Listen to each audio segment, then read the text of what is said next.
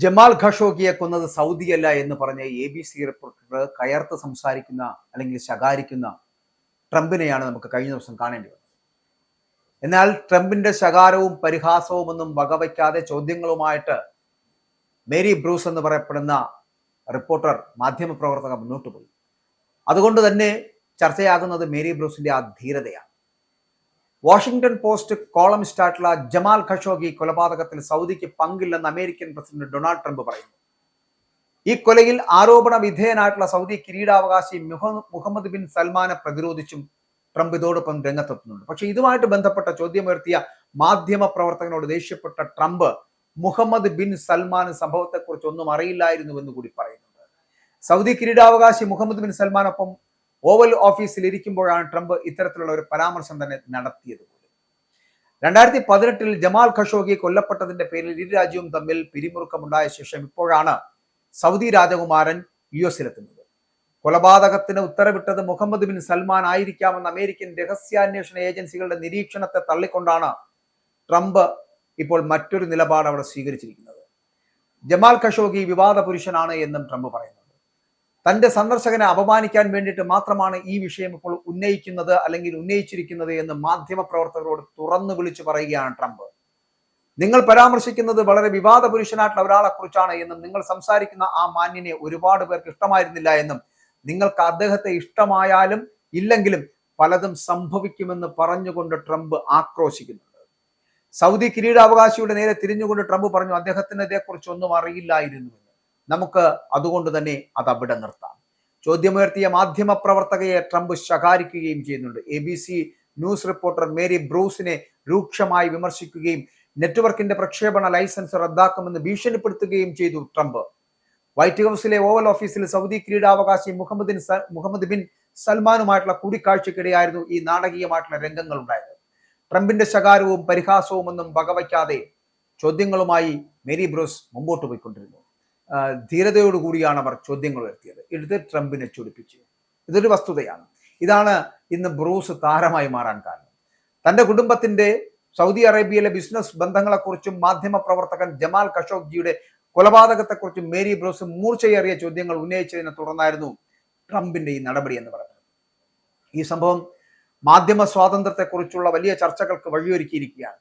ABC ന്യൂസിന്റെ chief white house correspondent ആയിട്ടുള്ള Mary Bruce president ട്രംപിനോട് താൻ പ്രസിഡന്റ് ആയിരിക്കുമ്പോൾ കുടുംബം സൗദി അറേബ്യയിൽ ബിസിനസ് നടത്തുന്നത് ഉചിതമാണോ എന്ന് നേരിട്ട് ചോദിച്ചു. ഈ ചോദ്യത്തിന് മറുപടി നൽകുന്നതിന് മുൻപായിട്ട് അവർ സൗദി കിരീടാവകാശിയോട് തിരിഞ്ഞു പറഞ്ഞു, യുവരാജാവേ, ഒരു മാധ്യമ പ്രവർത്തകന്റെ ക്രൂരമായിട്ടുള്ള കൊലപാതകം താങ്കൾ ആസൂത്രണം ചെയ്തുവെന്ന് US ഇന്റലിജൻസ് കണ്ടെത്തിയിട്ടുണ്ട്. താങ്കൾ ഇവിടെ ഓവൽ ഓഫീസിൽ എത്തുന്നതിന്, അതായത് ഈ ഭീകരാക്രമണം, ആ സമയത്ത് ആ ഭീകരാക്രമണത്തിലെ ഇരകളുടെ കുടുംബങ്ങൾ അതീവ രോഷാകുലരാണ് എന്നുള്ളതാണ്. എന്തുകൊണ്ട് അമേരിക്കക്കാർ താങ്കളെ വിശ്വസിക്കണമെന്ന് ചോദിച്ചു. തുടർന്ന് അതേ ചോദ്യം താങ്കളോടും മിസ്റ്റർ പ്രസിഡന്റ് എന്ന് ട്രംപിനോടുള്ള ചോദ്യം ഈ മാധ്യമ പ്രവർത്തക വീണ്ടും ആവർത്തിച്ചുകൊണ്ടേയിരുന്നു. ആ ചോദ്യങ്ങൾ വന്നപ്പോൾ വീണ്ടും ട്രംപ് പ്രകോപിതനാകുന്നു. മേരി ബ്രൂസ് ഏത് സ്ഥാപനത്തിന് വേണ്ടിയാണ് പ്രവർത്തിക്കുന്നത് എന്ന് ആരായുന്നു. പിന്നാലെ ABC ന്യൂസിനെ വ്യാജ വാർത്ത എന്ന് വിശേഷിപ്പിക്കുകയും മേരി ബ്രൂസിനെ ഒരു മോശം റിപ്പോർട്ടർ എന്ന് വിളിക്കുകയും ചെയ്തു ട്രംപ്. തന്റെ കുടുംബത്തിന്റെ സൗദി അറേബ്യയിലെ ബിസിനസ് പ്രവർത്തനങ്ങളെ ട്രംപ് ശക്തമായിട്ട് ന്യായീകരിക്കുകയും ചെയ്തു. ഒരു പ്രസിഡന്റ് മാധ്യമ പ്രവർത്തകരുടെ ചോദ്യങ്ങളെ അസഹിഷ്ണുതയോടെ നേരിടുകയും ഒരു പ്രമുഖ വാർത്താ ഏജൻസിയുടെ ലൈസൻസ് റദ്ദാക്കുമെന്ന് ഭീഷണിപ്പെടുത്തുകയും ചെയ്യുന്നത് ഭരണകൂടത്തിന്റെ മാധ്യമങ്ങളോടുള്ള സമീപനത്തെയും ജനാധിപത്യത്തിലെ മാധ്യമ സ്വാതന്ത്ര്യത്തിന്റെ പ്രാധാന്യത്തെയും കുറിച്ചുള്ള ഗുരുതരമായിട്ടുള്ള ആശങ്കകൾ ഉയർത്തുന്നുവെന്ന് കൂടി വിലയിരുത്തലുണ്ട്. സൗദി അറേബ്യയ്ക്ക് F-35 യുദ്ധവിമാനങ്ങൾ വിൽക്കുമെന്നും US പ്രസിഡന്റ് ഇതോടൊപ്പം സ്ഥിരീകരിച്ചു പറയുന്നുണ്ട്. അതായത് ഇസ്രായേലിന് നൽകിയതിന് ഏതാണ്ട് സമാനമായിട്ടുള്ള വിമാനങ്ങളായിരിക്കും ഇവ എന്നുകൂടി ട്രംപ് പറഞ്ഞു വെക്കുന്നു. 48 F-35 ജെറ്റുകളാണ് സൗദി US-നോട് ഇപ്പോൾ ആവശ്യപ്പെട്ടിരിക്കുന്നത്. 5ാം തലമുറയിൽപ്പെട്ട ഈ വിമാനങ്ങൾക്ക് സൗദിക്ക് ഈ വിമാനങ്ങൾ ലഭിക്കുമ്പോൾ ഇവിടെ ഇസ്രായേലിന്റെ സൈനിക മുൻതൂക്കം അതെങ്ങനെ നിലനിർത്തുമെന്ന് ട്രംപിനോട് ചോദ്യം വരുന്നുണ്ട്. ഇരു രാജ്യങ്ങളും അമേരിക്കയുടെ അടുത്ത പങ്കാളികളായി തുടരുമെന്ന് ട്രംപ് മറുപടി നൽകുമ്പോഴും ഇക്കാര്യത്തിൽ ഇസ്രായേലിന് എതിർപ്പില്ല എന്ന് കൂടി ട്രംപ് വ്യക്തമാക്കാൻ ശ്രമിക്കുന്നുണ്ട്. സൗദിയുമായും UAEയുമായും ചൈനയ്ക്ക് അടുത്ത ബന്ധമുള്ളതിനാൽ തന്നെ F-35 സാങ്കേതിക വിദ്യ അവരിൽ നിന്ന് ചൈന ചോർത്തിയെടുക്കുമോ എന്നുള്ള ആശങ്ക നേരത്തെ തന്നെ ട്രംപിന്റെ റിപ്പബ്ലിക്കൻ പാർട്ടിയിലുള്ളവർ തന്നെ പലവട്ടം ഉന്നയിച്ചതാണ്. അപ്പൊ ഇതെല്ലാം മറികടന്നാണ് ഇപ്പോൾ ഇരു രാജ്യങ്ങളും തമ്മിലുള്ള കരാർ ഒപ്പുവെച്ചിരിക്കുന്നത്. സൗദിയുമായിട്ടുള്ള പുതിയ കരാർ ഒപ്പുവെക്കുമ്പോഴും ഇസ്രായേലിനെ മറക്കുവാനോ ഇസ്രായേലിന് നൽകിയ സേവനങ്ങൾ മാറ്റിവെക്കുവാനോ ട്രംപ് തയ്യാറാകുന്നില്ല.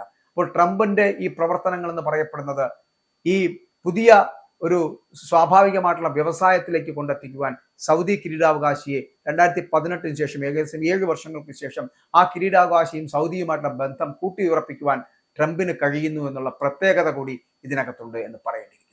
ഇസ്രായേലിന്റെ 5 സൈനിക താവളങ്ങളിൽ കനത്ത നാശനഷ്ടം. മോദി വെളിപ്പെടുത്തുന്ന ഇന്ത്യയുടെ വികസനത്തിന്റെ മയക്കുമരുന്ന് വിൽപ്പനയ്ക്കെതിരെ ശക്തമായ നടപടിയെടുത്ത് ഷാർജ പോലീസ്. അമേരിക്കയിലെ സാധാരണ മനുഷ്യരോട് കൂടിയാണ് കോൺഗ്രസിനുള്ളിൽ പങ്കുവയ്ക്കാൻ വി ഡി സതീശൻ ഓപ്പറേഷൻ സിന്ദൂറിൽ ഉപയോഗിച്ച